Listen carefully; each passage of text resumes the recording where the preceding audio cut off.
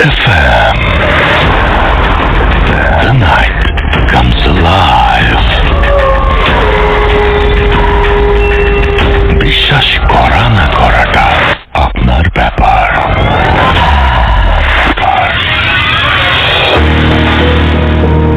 শুনছেন রেডিও ফুটের FM, আমি রাসেল আছি সাথে। ঘড়িতে সময় এক্স্যাক্টলি সময় 12টা হয়ে গেছে এবং সেই সাথে আমি আবার আপনাদের সবাইকে স্বাগত জানাচ্ছি ফুট FM এ। আজকে আমাদের যে অতিথির ছবিটা সেটা খুঁজে পেতে হলে আপনাদের আমাদের টুইটারে চলে যেতে হবে এবং সেখানেই শুধুমাত্র ছবিটা আছে। আর যেটা বলতে চাই সেটা হচ্ছে যে শুরুতে কিভাবে আমাদের সাথে কমিউনিকেট করবেন সেটা বলবো। শীত পড়ে গেছে, ঢাকাতেও কিছুটা শীত পড়েছে। এখন খালি মানে জামায় বা শুধু জামা পরে জ্যাকেট ট্যাকেট বা কোনো গরম কাপড় না পরে যদি আপনি ঢাকা শহরে চলাফেরা করেন তাহলে বেশ ভালোই ঠান্ডা লাগে। সব সময় না, দুপুরে আবার গরম লেগেছিল, সকালে এবং রাতে বেশ ঠান্ডা পড়ে এবং আশা করছি যে এই ঠান্ডা ঠান্ডা একটা ওয়েদারে ভূত FM অনেক বেশি জমজমাট হয়ে উঠবে এবং আমাদের যারা লিসনাররা আছেন তারা আপনারা চেষ্টা করবেন আপনাদেরকে তাদের জীবনে ঘটে যাওয়া সেরা ঘটনা উপহার দিতে। যেভাবে কমিউনিকেট করবেন আমাদের সাথে, আমাদেরকে যদি আপনারা ঘটনা লিখে পাঠাতে চান তাহলে আমাদের লিখে পাঠাতে হলে আমাদের ঠিকানাটা হচ্ছে bhootfm@radiofurti.fm, which is bhwtfm@radioforti.fm। আপনার নাম, ঠিকানা এবং ফোন নাম্বার সহ আপনার জীবনে ঘটে যাওয়া বা আপনার জানা সেরা ঘটনা লিখে পাঠিয়ে দিন আমাদের কাছে। ঘটনার শুরুতে অবশ্যই উল্লেখ করুন যে ঘটনাটি আপনি স্টুডিওতে এসে শেয়ার করতে চান নাকি আপনি চান আপনার ঘটনা আমরা পড়ে শোনাই। যারা দেশের বাইরে রয়েছেন তারা সরাসরি অডিও ক্লিপ পাঠাতে পারেন বা লিখেও পাঠাতে পারেন ঘটনাটি কমপ্লিটলি, এটা আপনার ব্যাপার। আর আমাদের দুটো ফেসবুক পেজ রয়েছে, www.facebook.com/radio.furti and www.facebook.com/bhootfm.russell। এইখানে এসেও আপনি আমাদের সাথে, আমাদের একটা লাইভ আছে যেটা ভূত FM পেজটাতে, এবং সেখানে আপনারা এই লাইভটাতে ইনফরমেশন পাবেন, উইচ ইজ ভেরি ইম্পর্টেন্ট। আমাদের এই নেক্সট ইয়ারের প্ল্যান, মানে নেক্সট ইয়ারে ভূত FM থাকবে কি থাকবে না, আপনাদের সাথে আমাদের কথা হবে কি হবে না, সেই বিষয়ে অনেক কিছু ওখানে পেয়ে যাবেন। তো অবশ্যই এই লাইভটা দেখবেন এবং সেই ফেসবুক লাইভে আমি কথা বলেছি, তো সেই জন্যই ওই পেজে আমি আপাতত আমাদের আজকের যে অতিথিরা আছে তাদের ছবিটা না দিয়ে আমরা টুইটারে নিয়ে গেছি এবং এখানে এই লাইভটা রেখেছি। আশা করছি যে এই লাইভ ভিডিও থেকে আপনারা অনেক কিছু ইনফরমেশন পাবেন লাইভ পোস্টটা থেকে, এবং আশা করছি সেটা আপনাদের মতামত ওখানে আমাদের খুব বেশি জরুরি। আর যেটা করব সেটা হচ্ছে, আমি যেটা করতে চাই সেটা হচ্ছে যে আজকের ঘটনা শুরু করতে চাই এবং সেই ঘটনাটিও আমাদের একটি ইমেল দিয়ে, প্রতিদিনের মতো আজকেও একটা ইমেল দিয়েই শুরু করতে চাই। জানি না কেমন লাগবে, আশা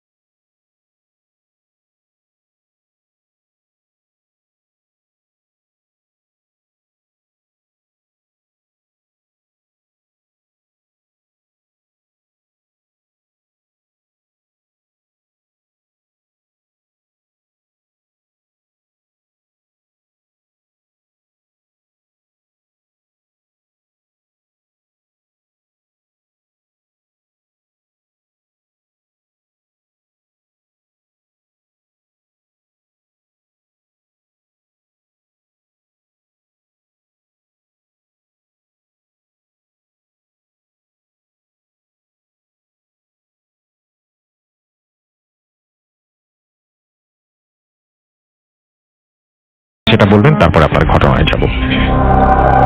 আসসালামু আলাইকুম রাসেল ভাই। ওয়ালাইকুম আসসালামু আলাইকুম লিসেনার। আমি মোহাম্মদ রবিউল ইসলাম, এসেছি মিরপুর থেকে। জি, তো রাসেল ভাই, আপনাকে আবারও ধন্যবাদ আসলে সেকেন্ড টাইমের মতো আমাকে স্টুডিওতে আমন্ত্রণ জানানোর জন্য। Thank you so much. তো রাসেল ভাই, আজকে আমি যে ঘটনাটা শেয়ার করব, এটা মাদারীপুর জেলার একটা গ্রামের ঘটনা।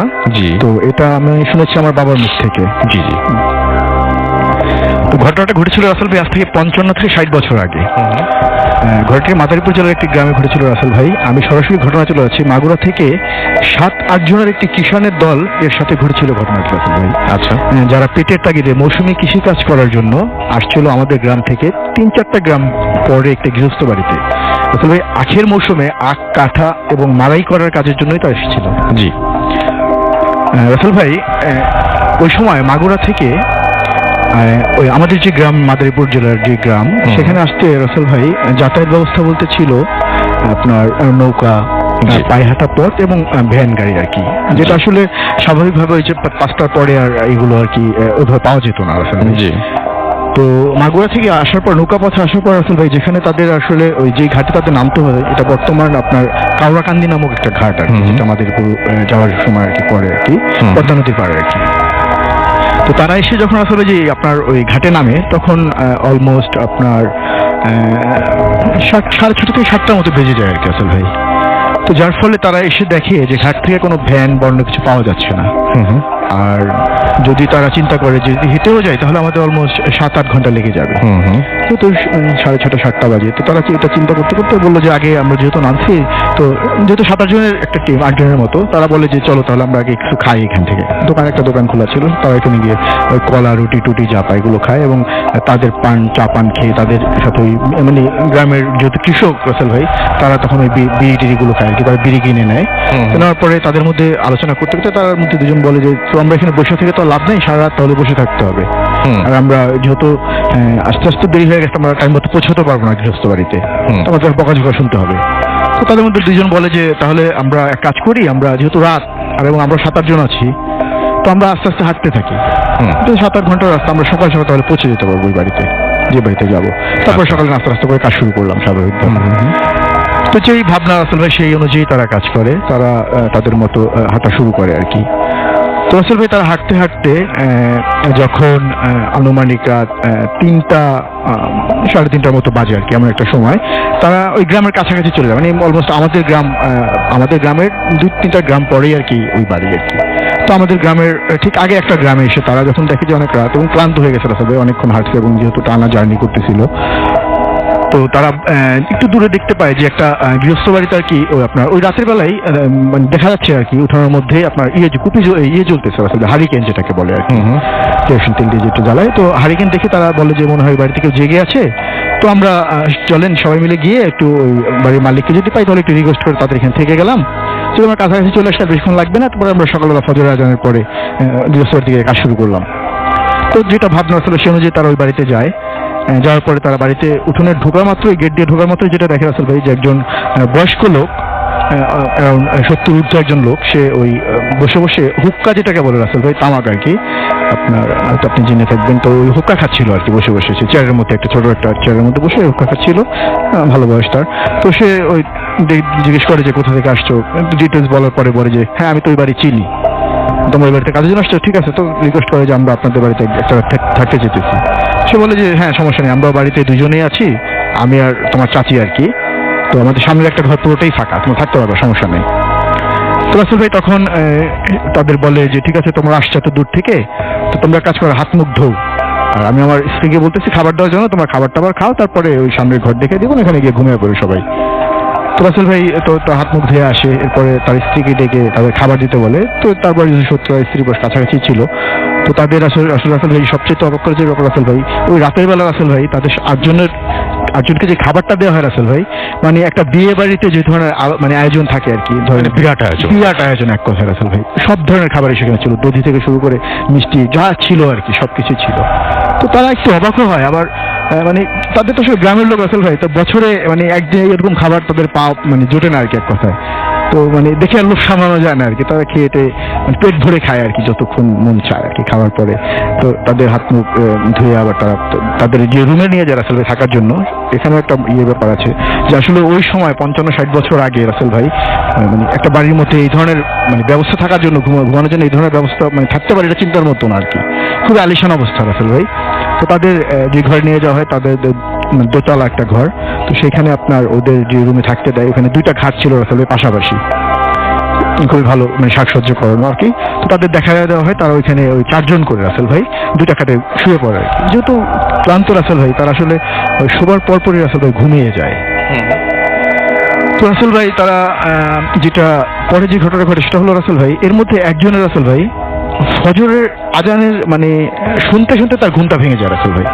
তো সে আজান শুনে যখন মানে চোখ মেলে, সে রাসেল ভাই উপর হয়ে শুয়েছিল, মানে সোজা একটা চোদ্দুর আকাশের দিকে ছিল, সে তাকিয়ে দেখে যে রাসেল ভাই একটা অন্ধকার একটা আকাশ আর কি এক কথায়।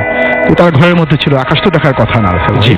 তো সে এটাতে খুবই অবাক হয় এবং সে চিন্তা করে যে আচ্ছা আমি এখানে কিভাবে আসবো, এবং সে তখন একটু অবাক হয় যে আমার সাথে যারা ছিল তারা কোথায় আর কি।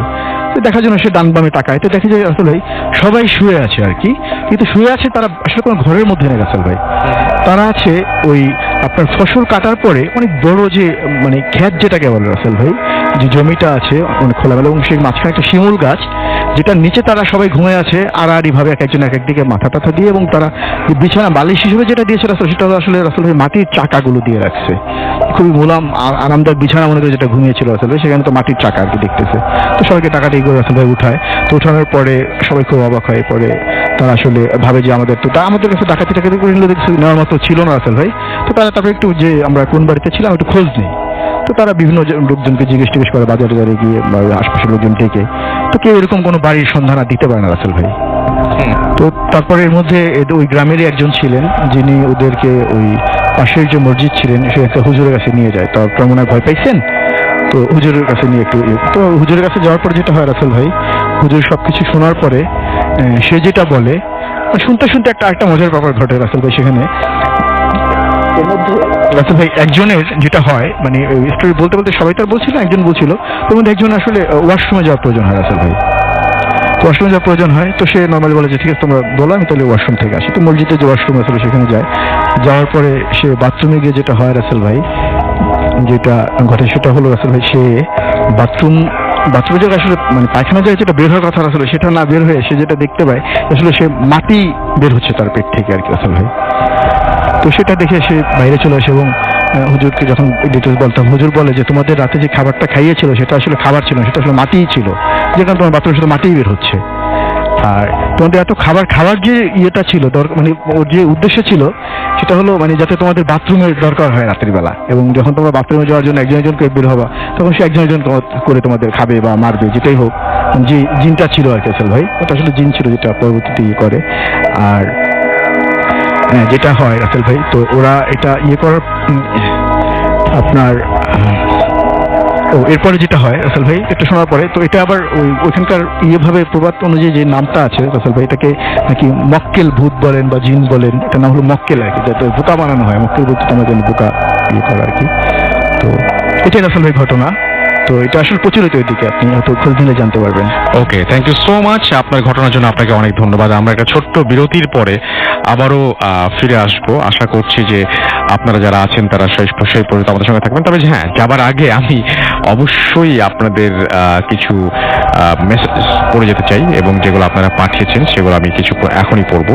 এবং আমাদের যে পেজ আছে ফেসবুকে দুটো, www.facebook.com/radio.ফুর্তি and www.facebook.com/bhutfm.russell, এই দুটো পেজে আসলে আপনি পেয়ে যাবেন। এবং আমরা জিজ্ঞেস করেছিলাম যে আসলে ভূত এফএম যদি আমরা বন্ধ করি তাহলে কি রিয়াকশন হয়, আপনাদের কি হবে। আমাদের একটা প্ল্যান আছে এরকম, দেখা যাক কি হয়। আরেকটু নেক্সট উইকে আপনারা এই সম্পর্কে আরো বেশি জানতে পারবেন। আপাতত আমি দেখতে পাচ্ছি যে অনেকেই এই বিষয়ে লিখছেন, এবং অনেকেই লিখছেন যে ভূত এফএম অনেকেই শোনেন রেগুলারলি, তারা অনেকে লিখেছেন যে না বন্ধ না হওয়া ভালো। আচ্ছা, লিসনিং ফ্রম খুলনা শেখ মঞ্জুজ্জামান হৃদয় আমাদেরকে বলেছেন যে রাজশাহী থেকে দেখতে পাচ্ছি রউফ ইসলাম লিখেছেন, আমাদের সাথে আছেন দেখতে পাচ্ছি কাল ইকজাম মাহিদুল ফুয়াদ আমাদের সাথে আছেন, এবং মুক্তা পারভিন আমাদের সাথে আছেন, সিয়াম আমাদের সাথে আছেন দেখতে পাচ্ছি খুলনা থেকে SM রহিম আমাদের সাথে আছেন দেখতে পাচ্ছি, পাভেল হুসাইন আছেন, MD তুষার খান, শাহরিন ইসলাম আরবি, কাজী সুজন আমাদের সঙ্গে আছেন, SK ম্যাক্স আমাদের সঙ্গে আছেন, আমাদের সাথে আছেন আবির আহমেদ, আমাদের সাথে আছেন হুমায়ুন কবির বুলবুল, রূপম আমাদের সাথে আছেন, আমাদের সাথে আছেন MD জুবায়ের, আমাদের সাথে আছেন বৃষ্টি আখতার, এছাড়াও আছেন আমাদের সাথে সামিউল ইসলাম শাকিল, MD রাফি হাসান, আমাদের সাথে আছেন সাব্বির হোসাইন তালুকদার, আমাদের সাথে আছেন সুহেল আহমেদ, তারিকুল ইসলাম তারেক, আমাদের সাথে আছেন নাফিদুল ইসলাম সাজিদ, আমাদের সাথে আছেন শেখ মারুফুজ্জামান হৃদয়, আমাদের সাথে আছেন সাবিনা শেখ, আমাদের সাথে আছেন মুক্তা পারভিন সহ আরো অনেকে। আমাদের টুইটারে যে ছবিটা আমরা আপ করেছিলাম সেখানে অনেকেই লিখেছেন আই লাভ ভূত FM, লিখেছেন জ্যোতির্ময়, রোহান হিগো রানী আমাদের সাথে আছেন দেখতে পাচ্ছি, আর যে ক্রিকেটার ওকে MD হাসান খান আমাদের সাথে আছেন, টুকু শেখ আমাদের সাথে আছেন এবং আমাদের সাথে আছেন, এবং তিনি বলছেন ভূত FM কোনোদিন বন্ধ হবার নয়, ভূত FM আছে সারা জীবন থাকবে। মইনুর সাগর আমাদের সাথে আছেন জ্যোতির্ময়, আমাদের সাথে আছেন রোহান, আমাদের সাথে আছেন MD শাকিরুল ইসলাম, এছাড়াও আমাদের সাথে আছেন দেখতে পাচ্ছি তিনি লিখেছেন সারা সপ্তাহ ধরে ওয়েট করি ভূত FM শোনার জন্য, রাসেল ভাই, মাসুম ভাই সব ভূত FM এর সবাইকে জানাই অনেক অনেক ভালোবাসা, লাভ ভূত FM।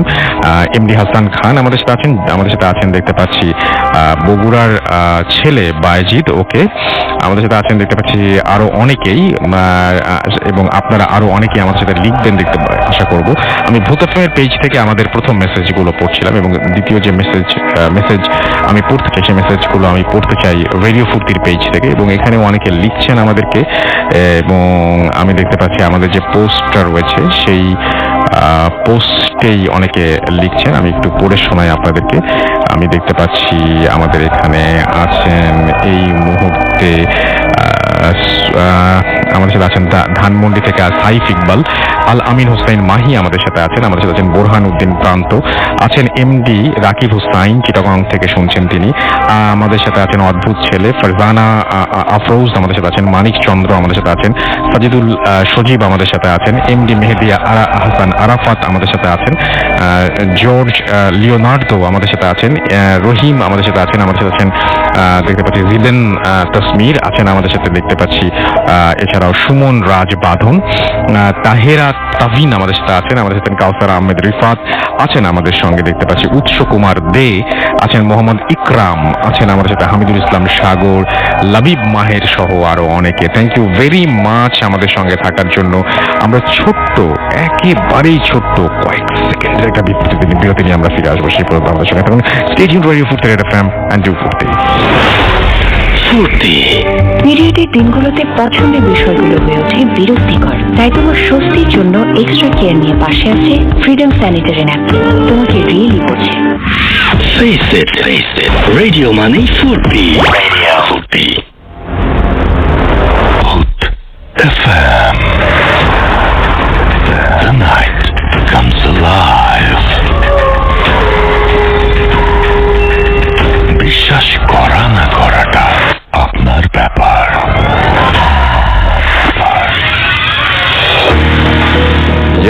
বিশ্বাস করা বা না করাটা আপনার ব্যাপার।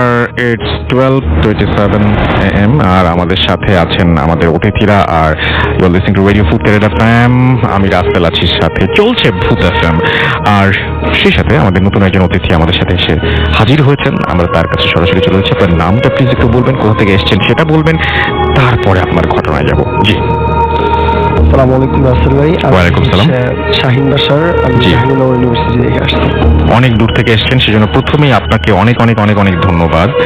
আপনাকে অনেক বেশি জি, ধন্যবাদ। চলেন আমরা ঘটনায় চলে যাই। জি রাসেল ভাই। রাসেল ভাই, যে ঘটনাটা সেটা মূলত আমার সাথেই ঘটছে। সেটা 2018 সাল, মানে গত বছর আর কি। আমি মেইনলি হচ্ছে আপনার বিভিন্ন কোচিং সেন্টারগুলোতে আর কি ক্লাস নেই। তো দেখা যাচ্ছে এই ক্লাসগুলো আমি হচ্ছে শুক্র শনিবার গুলাতে আর কি নেই, অন্য দিন তো আমার ক্লাস থাকে, এই জন্য হচ্ছে নিতে পারি না, শুক্র শনিবার ক্লাস নেই। তো এই 2 দিন ক্লাস নেই বলে হচ্ছে আমার উপর মানে অনেকটা প্রেশার থাকতো ওই টাইমটাতে আর কি। তো একদিন হচ্ছে ক্লাস নিয়ে ফিরতে ঢাকাতে প্রচুর জ্যাম থাকাতে হচ্ছে আমার প্রায় 10:30 11টার মতো বেজে যায়।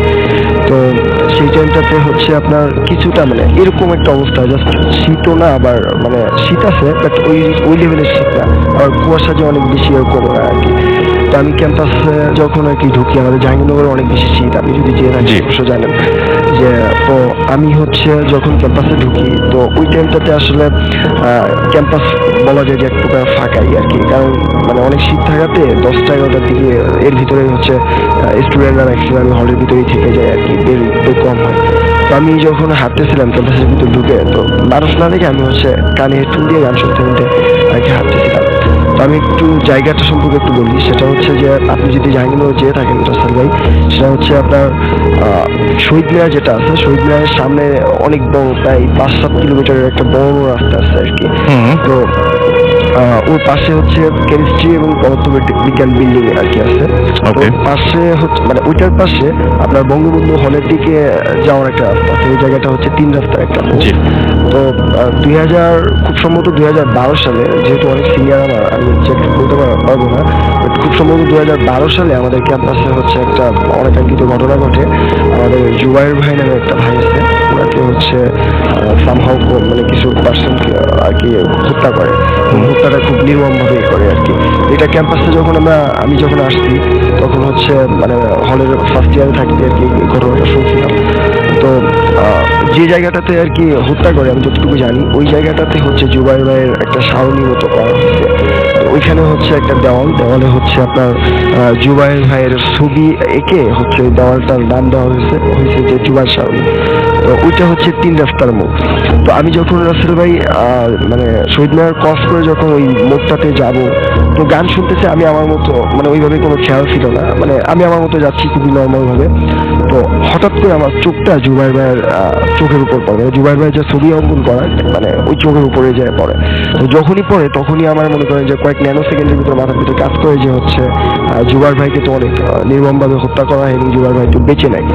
তো আমি মানে ওইটা যখনই মনে পড়ে তখনই আমি মানে শরীরের ভিতরে একটা মানে কি বলবো যে একটা ভীত আর কি অনুভব করি। তো অনুভব করার পরে আমি সামনের দিকে আগাবো, আমার মনে হচ্ছে কি যে আশপাশ যদি কোনো একজন পার্সন থাকতো বা কোনো ছাত্রছাত্রী থাকতো, তাহলে আমার জন্য অনেক বেশি ভালো হতো, মানে আমি যেতে আমার জন্য কমফোর্ট ফিল হতো। আর জুবাইর সারণী থেকে যে সিএসি আমাদের যে বিল্ডিংটা আছে, ওই বিল্ডিং এর ভিতরে জাস্ট হচ্ছে একটু মনে করেন যে আপনার ঘিঞ্জি টাইপ বলতে আপনার অন্ধকার মতো জায়গা। তো ওই জায়গাটা পাস করতে আমার খুবই মানে আর কি ভয় লাগতেছিল ওই টাইমটাতে আর কি।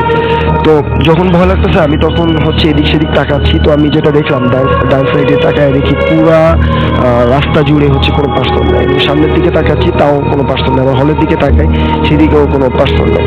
তো আমার খুবই ভয় লাগতেছিল ওই টাইমটাতে যে আসলে সামনে একটা অন্ধকার জায়গা পাস করতে হবে, পাশে জুবাইর বা চোখের দিকে আমার চোখ পড়ে গেছে, তো ভয় লাগতেছিল। তো আমি ওখানে দাঁড়ায় আছি, জাস্ট ওয়েট করতেছি যে সামন যদি আসে দেন আমি তার সাথে যাব। তো এমন অবস্থায় হচ্ছে মানে সত্যি কথা বলতে বিশ্বাস করেন রাসেল ভাই, যে একটা বিকট একটা কর্কশ একটা আওয়াজ শুনি আমি। তো কর্কশ আওয়াজটা শোনার পরে মানে আমার পিছনে একদম আমার পিছনে আমি কর্কশ আওয়াজটা শোনার পরে হচ্ছে আমি পিছনের দিকে যখন তাকাই আমি যেটা দেখছি রাসেল ভাই, মানে নর্মালি আমাদের যে কুরবানির টাইমে যে গরুগুলা কুরবানি দেওয়া হয় অনেক স্বাস্থ্য থাকে, মানে অনেক বড় সড়ো আর কি গরু। তো ওই টাইপের একটা কুকুর, আপনার পুরা কালো একটা কুকুর একদম খুব আমার পিছনে আর কি ছিল, মানে একদম আমার পিছনে ওইরকম একটা আমি কুকুর দেখলাম, অনেক বড় একটা কুকুর, যেটাকে আমি নর্মাল কুকুর বললে আর কি আসলে ভুল হবে। আর নর্মাল কুকুর থেকে অনেক বড় একটা কুকুর আমি দেখলাম, এবং আমি মানে তাকাতেই তার মানে কুকুরটার চোখের দিকে আমার চোখ পড়ে গেল আর কি। কুকুরটার চোখগুলাও মনে করেন যে আপনার খুব বিধ্বস্তভাবে আর কি কালো ছিল। তো আমি তখন পুরা হিংসিত হয়ে গেছে, একদম পুরা হিংসিত, যে আমি ওইখান থেকে যে এক স্টেপ সামনে আগাবো এরকম মানে শক্তি আমি পাচ্ছিলাম না। তো জুবাইর আমি আপনাকে বলে রাখি, সেটা হচ্ছে যে আমি কোরআনের হাফেজ, আমি হচ্ছে যে মুখ ফুটায় কোরআন তেলাওয়াত করবো এমনটাও হচ্ছে মনে করেন যে আমার শক্তি পাচ্ছিলাম না আমি ওই টাইমটাতে। এবং আমি ওই কুকুরটা থেকে যে আমি মানে সামনের দিকে মানে মুখটা ফিরাই নিবো এমনটাও আমি পাইতেছিলাম একটা অবস্থা। তো আমি ভিতরে আয়াতুল কুরসি পড়া শুরু করে হচ্ছে আমি মুখটা ঘুরাই নিয়ে আমি আমার হলের দিকে তাকাই আছি, ওইখান থেকে যে স্টেপ নিব এমন সাহসটাও আমি পাচ্ছিলাম না। তো মানে প্রায় 10-15 সেকেন্ড পরে আমার হল থেকে, মানে আমার হলটা একদম সোজা, আমার হল থেকে আমি এক ভাইকে হচ্ছে আপনার সাইকেল করে আর কি বের হতে দেখছি। আর যখনই আমি ভাইকে দেখছি তখন আমার ভিতরে আমার একটু সাহস পেলাম, বের হচ্ছে আমি মনে করেন একটা দৌড় দিয়ে আমি হচ্ছে ভাই আমার মানে সোজা আসতেছিল, ভাইকে যে আর কি জড়ায় ধরছি। তো ধরার পরে ভাই সাইকেলে একবার পড়ে যাওয়ার মতো অবস্থা। ভাই হচ্ছে আমার 1 বছরের সিনিয়র ছিল, আলামিন ভাই, জাহাঙ্গীরনগরের ভুটানিতে পড়ে। তো ভাইকে যখনই আমি জড়ায় ধরছি তখন হচ্ছে আপনার ভাই বলছে আরে শাহিন কিসে মানে বলো আমাকে কিসে। তো আমি ভাইকে খুব মানে ভীতভাবে আর কি বললাম যে ভাই আমি আসলে জুবাইর শাওনের এখানে অনেক বড় ধরনের একটা বাজে একটা কুকুর দেখছি, যেটাকে আমি আসলে কুকুর বলে মানতে পারতেছি না, এবং যেটা অনেক মানে অনেক ভয়ঙ্কর ছিল আর কি, পুরাটাই কালো এবং অনেক বড়। তো ভাই বলতেছে কি যে তোমার হয়তো হ্যালোমিনেশন বা টিক্সার সামথিং কাজ করতেছে, চলো তোমাকে বিষয়টা ক্লিয়ার করি, চলো ওই জায়গাটাতে দেখে আসি আসলে কোনো কুকুর বা এই টাইপের কিছু আছে কিনা। তো রাসেল ভাই আমরা জাস্ট মনে করেন যে ভাই আমাকে সাথে করেই নিয়ে গেল, মনে করেন 5 মিনিটের ব্যবধান। ভাই যে দেখতেছিল যে আসলে আরো কোনো কুকুর ছিল কিনা বা এই টাইপের সামথিং। তো আমরা হেঁটে যখন রাসেল ভাই আপনার জুবাইর শাওনের ওই জায়গাটাতে আবার যখন গেলাম, যে আমরা এদিক সেদিক তাকাচ্ছি, দেখি কোনো কুকুর নাই, মানে ভাইও দেখতেছে না আমিও দেখতেছি না। তো আমরা মানে শহীদ মিনারের দিকে হাঁটার চেষ্টা করতেছি, তখনও রাসেল ভাই মনে করেন যে পুরো ক্যাম্পাস শীতের দিন মনে করেন যে নিস্তব্ধ একটা ক্যাম্পাস আর কি।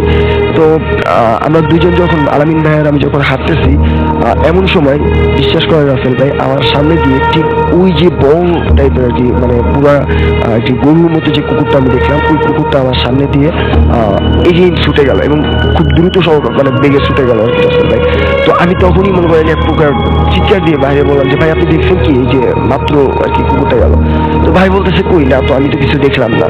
তো আমি ভাইকে বললাম না ভাই আমি দেখছি, আমি 100% শিওর ভাই, আমি আপনার মানে বুকে হাত দিয়ে বলতে পারি যে ভাই এরকম আমার সামনে দিয়ে ওই কুকুরটাই গেছে আমার।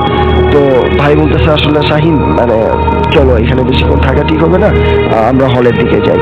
তো ভাই আমাকে সাথে করে হলের দিকে নিয়ে গেছিল এবং পরবর্তীতে ওই ভাই থেকেই হচ্ছে আমাদের যে হলের যে ইমাম সাহেব আছেন, ইমাম সাহেবের কাছে নিয়ে আমাকে আর কি ঝাঁপ করেছিল। তারপরেও আসলে ভাই ওটার জন্য আমার গায়ে জ্বর বা এটা সেটা মানে খুব ভয় পেয়েছিল আর কি। তো এখনো পর্যন্ত ওই জায়গাটা আমার কাছে খুব ভয়ঙ্করই লাগে আর কি।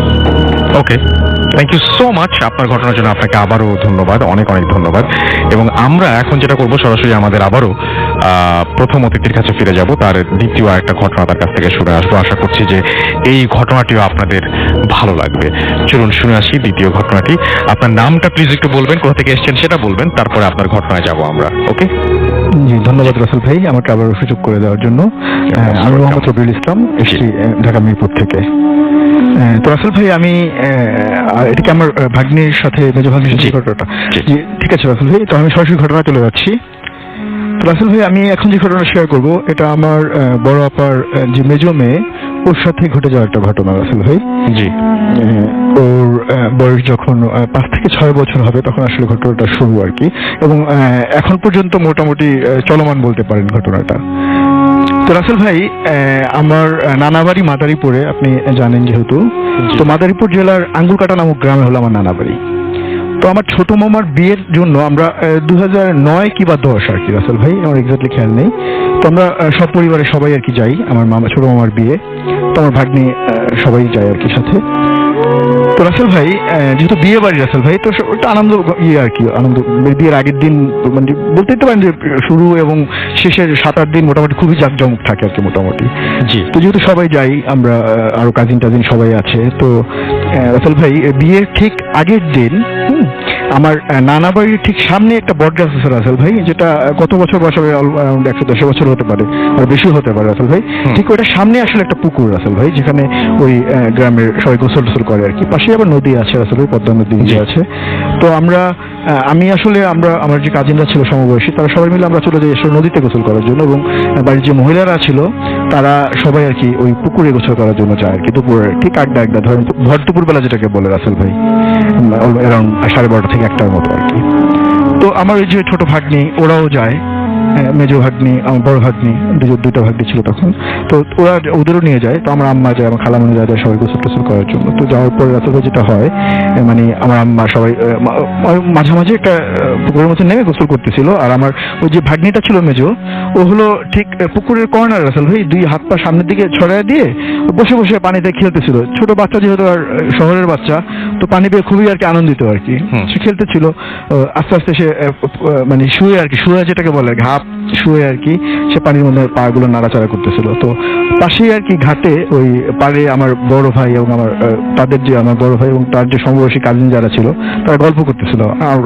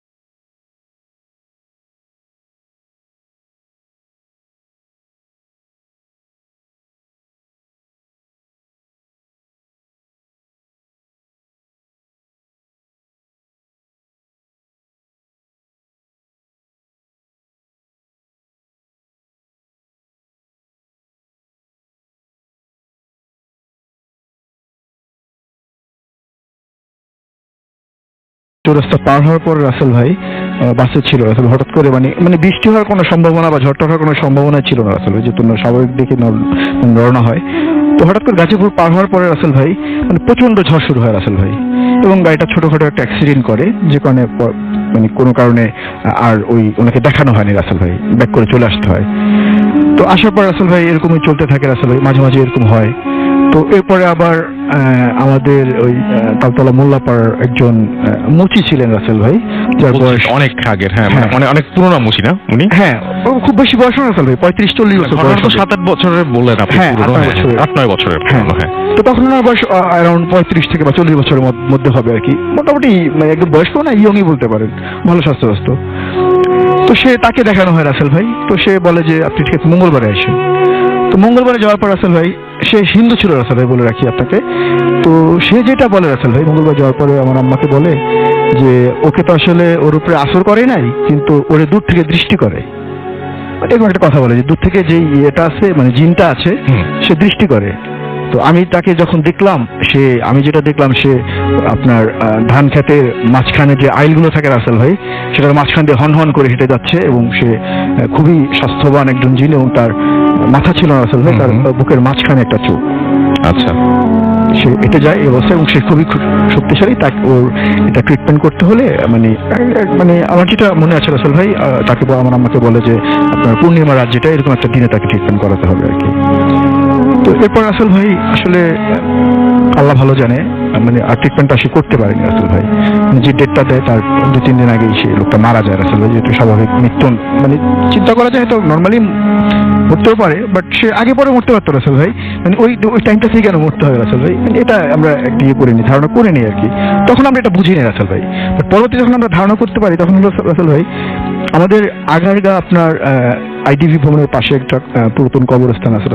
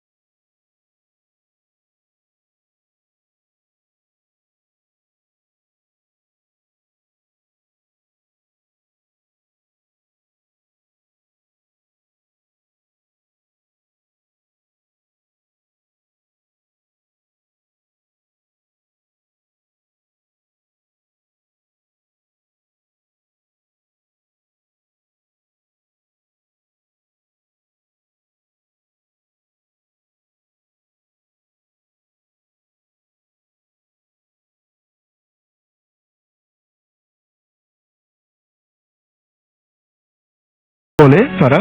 এরপরে রাসেল ভাই আমার আব্বা ওই কাজটা করে আর কি, আমাদের ঢাকাতেই এখানেই করা হয়। এটার পর থেকে রাসেল ভাই ওর মোটামুটি স্বাভাবিক পর্যায়ে চলে আসে রাসেল ভাই। আর এখন ওর মানে এখন ক্লাস 9-এ পড়ে, মানে 7 পর্যন্ত লাগাতার হচ্ছিল রাসেল ভাই। এটা 7-এ ওঠার পরে এইটা কাজটা করা হয় আর কি, করার পর থেকে এখন মোটামুটি স্বাভাবিক এখন হয়, কিন্তু খুবই কম রাসেল ভাই। ওকে, একটু নর্মাল হয়েছে এখন, অনেকটাই ভালো আর কি। Thank you so much, thank you আপনাকে অনেক ধন্যবাদ আপনার ঘটনার জন্য। আশা করছি যে আপনাদের এই পর্যন্ত ঘটনা যা শুনলেন তা ভালো লেগেছে।